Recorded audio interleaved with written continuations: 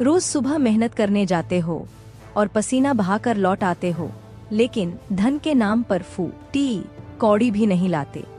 कितना समय हो गया है हमें आर्थिक स्थिति से जूझते हुए। आखिर हम भी और किसानों की तरह हंसते हुए अच्छा जीवन कब व्यतीत करेंगे? अपनी पत्नी का निराश चेहरा देखकर जीवन लाल का क्रोध उतर गया और वह अपनी पत्नी राधा के पास आकर बोला, तब कुछ न कुछ ऐसा हो जाता है कि सारी फसल बर्बाद हो जाती है और ऊपर से अब मैं उस जमींदार का कर्जदार भी बन गया हूँ। पिछली बार जब फसल खराब हुई थी तब मैंने उससे बीज खरीदने के लिए धन लिया था और अब इस बार भी मुझे अपनी फसल अच्छी होती नहीं दिख रही है। खेत में जीवन लाल खड़ी धूप में मेहनत से हल चलाने लगा। तभी वहां जमींदार अपने साथी बलराम के साथ आ धमका।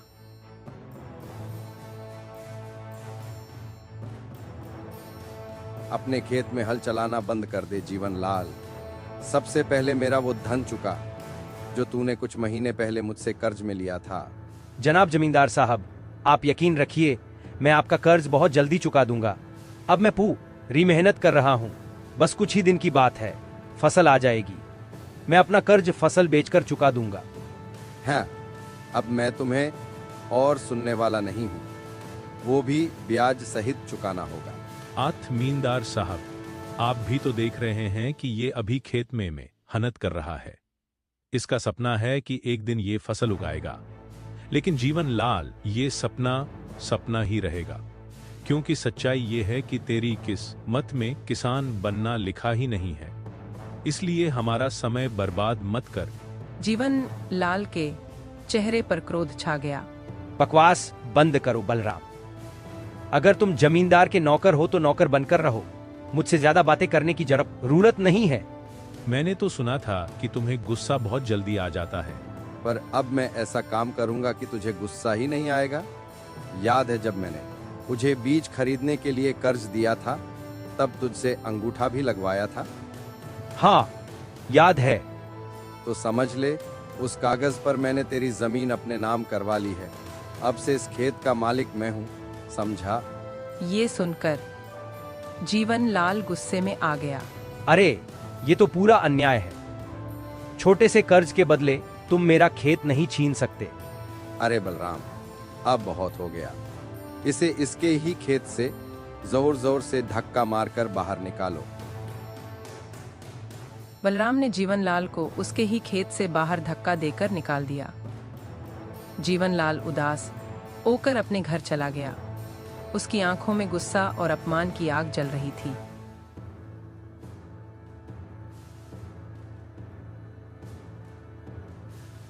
घर पहुंचने पर राधा ने पूछा, क्या हुआ? आपका चेहरा इतना उदास क्यों है? और आप समय से पहले ही खेत से वापस कैसे आ गए? राधा, जमींदार ने मेरे साथ बेईमानी की है। उसने मेरा खेत मुझसे छीन लिया।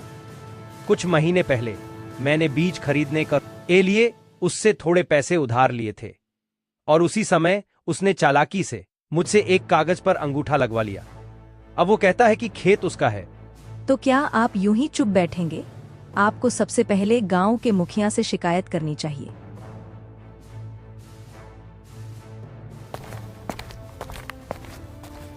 अगले दिन जीवन लाल मुखिया जी के घर पहुंच गया।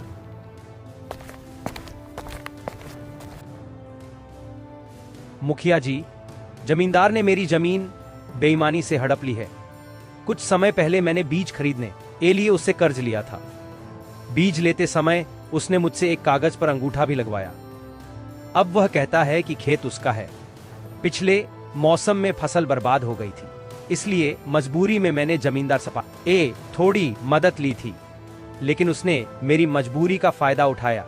मुखिया जी, मेरे लिए वो खेत सिर्फ जमीन नहीं, मेरी रोजी रोटी, मेरी इज्जत और मेरी माँ जैसी है। मुझे न्याय चाहिए मुखिया जी। जमींदार बहुत दबंग है, सब लोग उससे डरते हैं। लेकिन मैं चुप नहीं बैठूंगा। उसने मेरा खेत छीना है। एक किसान के लिए उसकी जमीन माँ के समान होती है।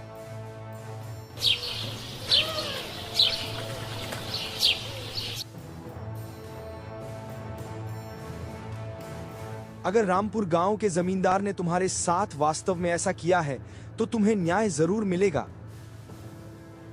इतना कहकर राजा विक्रम ने एक सिपाही की ओर इशारा करते हुए कहा, इस किसान के साथ तुरंत रामपुर गांव जाओ और जमींदार को मेरे दरबार में हाजिर होने का आदेश दो।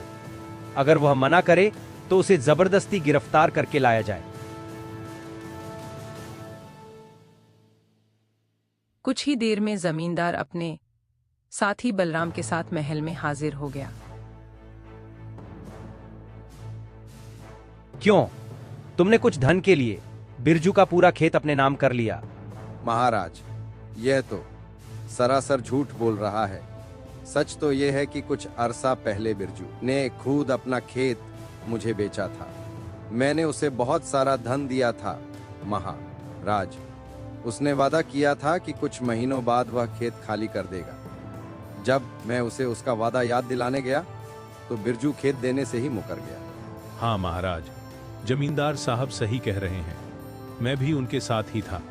ये दोनों झूठ बोल रहे हैं महाराज, सरासर झूठ बोल रहे हैं। मैंने खेत नहीं बेचा था, मैंने तो बस थोड़ी सी रकम उधार ली थी, वो भी बीज खरीदने के लिए। मैं अपना खेत क्यों बेचूंगा महाराज?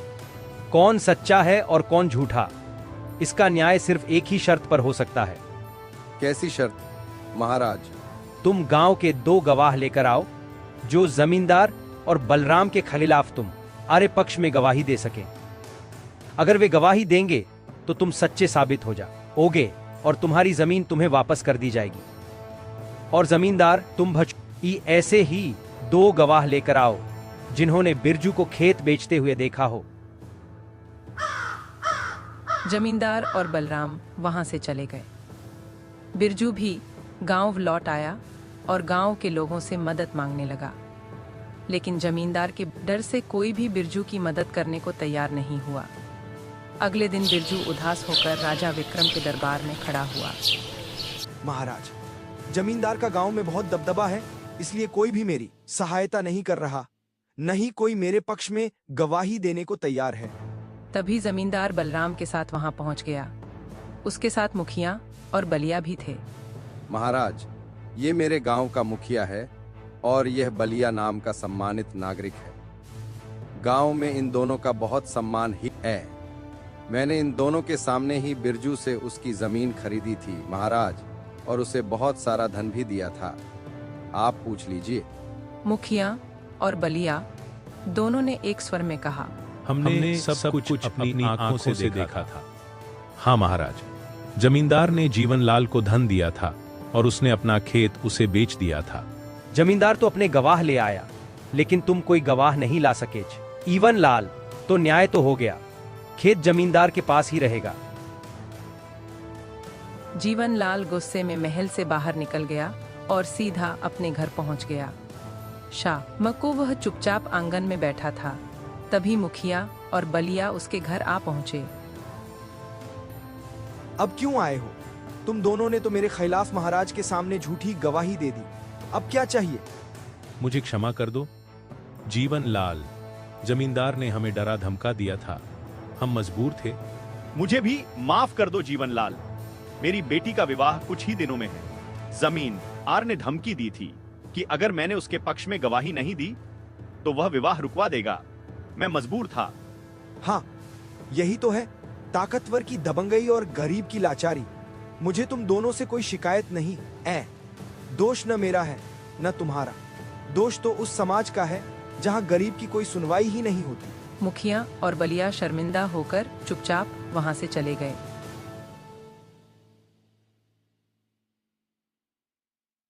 समय ऐसे ही गुजरता चला गया और जीवनलाल की स्थिति और भी खराब होती चली गई। कब तक घर पर बैठे रहोगे? कुछ काम क्यों नहीं करते? मैं एक किसान हूँ, तुम ही बताओ, खेती के अलावा मैं और क्या जानता हूँ? खेती की बात कर रहे हो, खेती अब बची ही कहाँ है? जाओ कोई और काम ढूंढो, वरना हमारी हालत और भी बिगड़ जाएगी। इस छोटे से गांव में मुझे कौन काम देगा? राधा, क्या बात करती हो? अगर यहाँ नहीं मिलेगा तो दूसरे गांव या राज्य में जाऊंगा, कहीं न कहीं रोजी रोटी तो मिलेगी। जीवनलाल कुछ देर सोच में डूब गया और फिर बोला, हाँ ठीक है, मैं विजयनगर जाऊंगा, वहाँ मजदूरी ठीक मिलती है। तुम मेरे लिए कुछ रोटियां बना दो। घर में बस थोड़ा सा ही आटा बचा है, इससे सिर्फ एक ही रोटी बन सकती है और सब्जी के नाम पर कुछ भी नहीं है। जीवनलाल ने बहुत उदास लहजे में कहा। अगर वो भी मैं ले जाऊंगा तो तुम क्या खाओगी? मेरी चिंता मत करो, मैं पेड़ के पत्तों से किसी तरह गुजारा कर लूंगी। राधा ने एक रोटी बनाकर जीवनलाल को दी। जीवनलाल रोटी लेकर जयनगर की ओर पैदल चल पड़ा। रास्ता एक घने जंगल से होकर गुजरता था। कुछ देर बाद रात गहराने लगी और जीवनलाल के पेट में भूख के मारे चूहे दौड़ने लगे।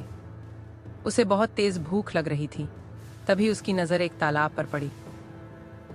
वह तालाब के पास गया, रोटी निकाली और उसे देखते हुए बोला, ये तो बस एक ही है, अगर मैं खा लूंगा तो भी मेरी भूख फिर भी नहीं मिटेगी। तभी तालाब के पानी में हलचल होने लगी। दरअसल इस तालाब में एक राक्षस का वास था।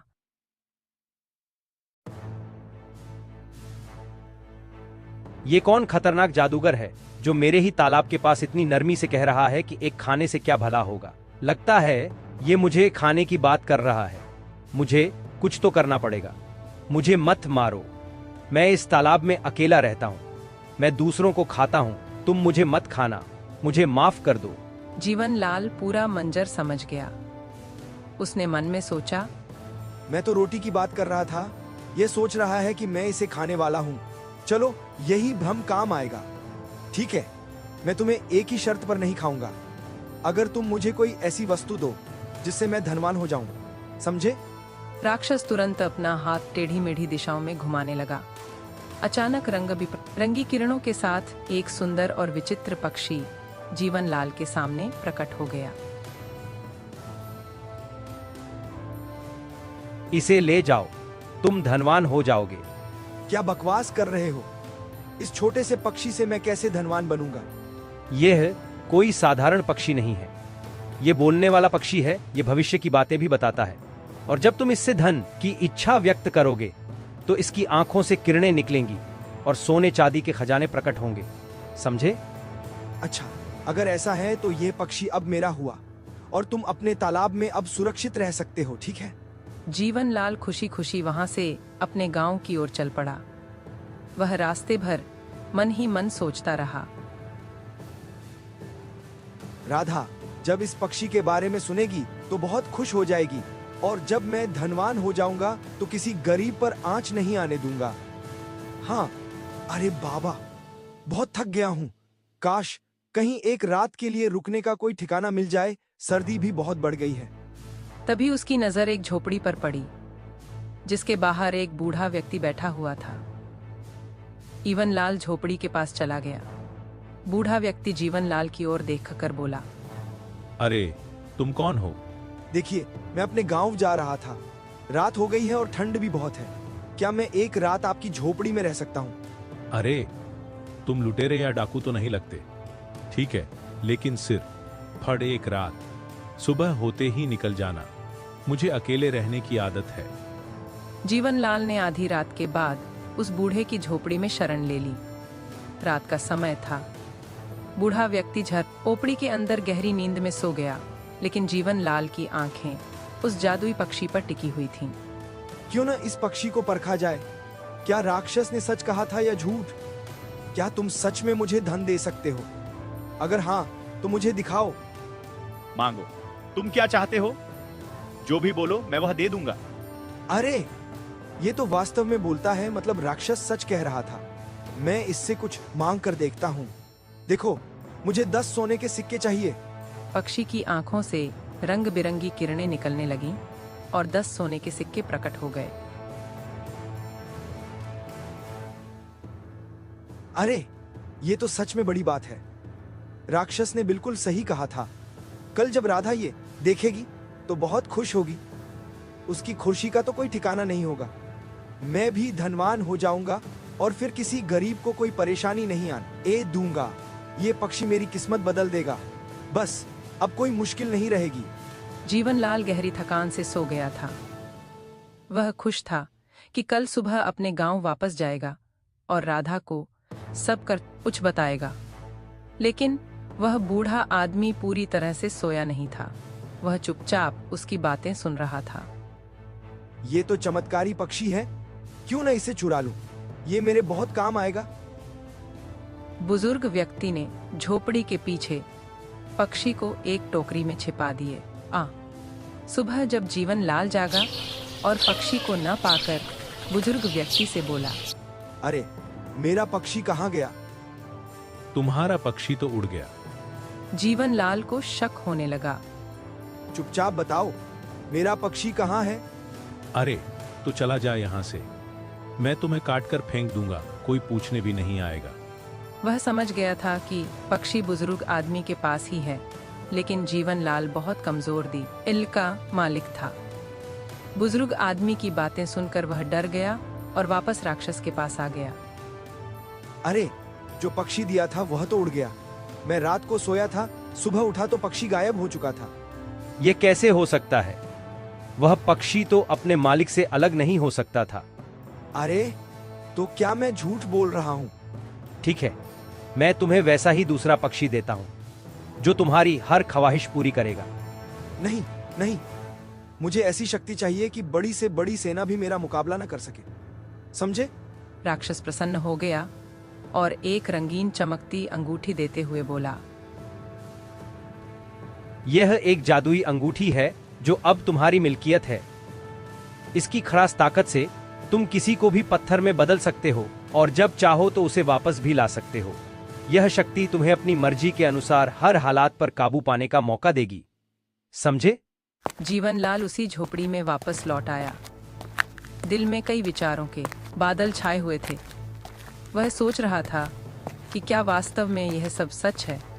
क्या यह अंगूठी सच में इतनी शक्तिशाली है? वह बुजुर्ग व्यक्ति के सामने जाकर खड़ा हुआ और बोला, लालची बूढ़े को अभी पत्थर बना दो। माफ कर दो, मैं लालच में आकर उसे चुरा लिया था। वह झोपड़ी के पीछे एक टोकरी में छुपा हुआ है। मुझे माफ कर दो, मैं दोबारा कभी ऐसा नहीं करूंगा। जीवन लाल ने तुरंत झोपड़ी के पीछे जाकर उस टोकरी को खोल लिया। वहां वही पक्षी था। मैं बताने ही वाला था कि वह बुजुर्ग क्या करने वाला है, लेकिन तुम सो गए थे। मुझे तो याद ही नहीं रहा कि तुम भविष्य भी बता सकते हो।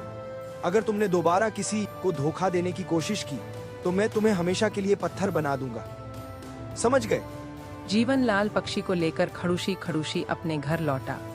अब उसके दिल में डर की जगह सुकून था। उसने राधा को सारी कहानी सुनाई। कैसे उसे पक्षी वापस मिला और कैसे एक जादुई अंगूठी ने उसकी मदद की।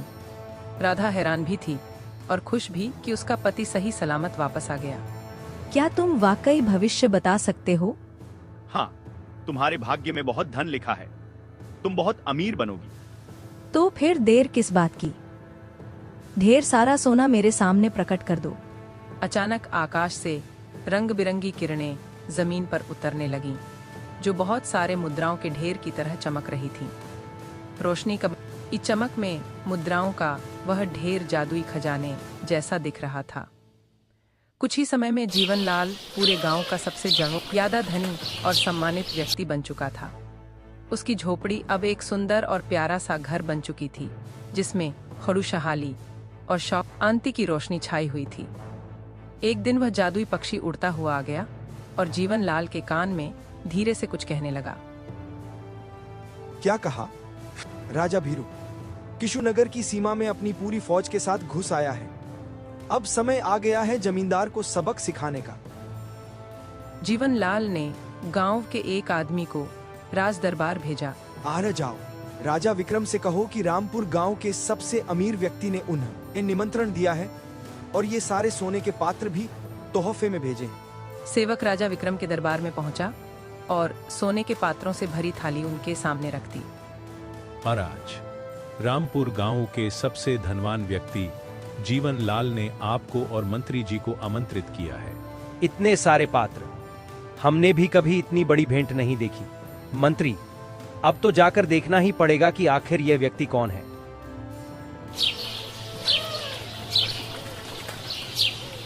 अरे, तुम तो वही किसान हो जो कुछ समय पहले मेरे पास न्याय मांगने आए थे। उस समय मैंने तुम्हें न्याय नहीं दिया था, लेकिन यह सब कैसे हुआ? रातों रात तुम्हारे पास इतना धन कहां से आ गया? क्षमा कीजिए महाराज, यह मैं चाहकर भी आपको नहीं बता सकता। हमें यहां फिर बुलाया क्यों गया है? तुम्हारे पास अब इतना वैभव है कि अकेले ही 10 जमींदारों को सबक सिखा सकते हो। एस महाराज, मैं आपको एक अत्यंत महत्वपूर्ण सूचना देना चाहता हूं, परंतु उससे पहले मैं चाहता हूं कि आपने मेरे साथ जो अन्याय किया था उसकी पूरी सुनवाई करें। और हाँ, यह मामला आपके भविष्य से भी जुड़ा है। अगर आपने इसे नजरअंदाज किया तो कुछ ही दिनों में आपका राज्य आपके हाथ से निकल सकता है। तुम क्या चाहते हो? साफ साफ कहो। महाराज, मैं चाहता हूं कि आप अब मेरे घर पर जमींदार बलराम मक्खिए और बलिया को बुलाकर उनसे साफ साफ पूछें कि क्या मैंने वास्तव में अपनी खेती बेची थी या नहीं। सैनिकों, तुरंत जाकर उन चारों को बुलाकर मेरे सामने पेश करो।